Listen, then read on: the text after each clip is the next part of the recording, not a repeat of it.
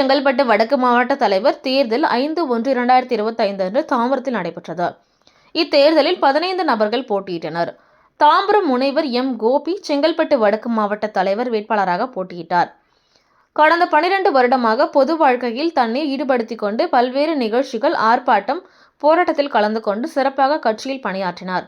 உள்ளாட்சி தேர்தலில் போட்டியிட்டார்.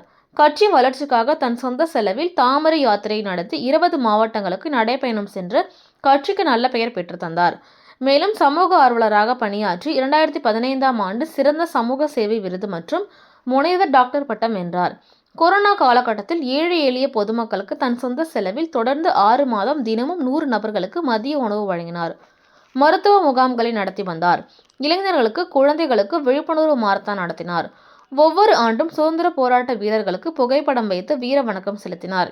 சுயதொழில் முனைவோருக்கு வங்கிக் கடன் பெற்று தந்து பல தொழிலாளர்களை முதலாளியாக மாற்றி காட்டினார். மகளிர்களுக்கு தையல், அழகு கலை நிலையம், இட்லி மாவு கடை, ஃபேன்சி ஸ்டோர் வைக்க உதவி செய்தார். அதனைத் தொடர்ந்து தன்னலம் கருதாமல் உழைக்கக்கூடிய தாம்பரம் முனைவர் கோபி அவர்களை பாஜக மாநில தலைவர் திரு கே. அண்ணாமலை மற்றும் மத்திய இணை அமைச்சர் டாக்டர் எல். முருகன், முன்னாள் மாநில தலைவர் டாக்டர் தமிழிசை சவுந்தரராஜன் ஆகியோரின் பாராட்டுகளையும் பெற்ற வேட்பாளர் முனைவர் கோபி.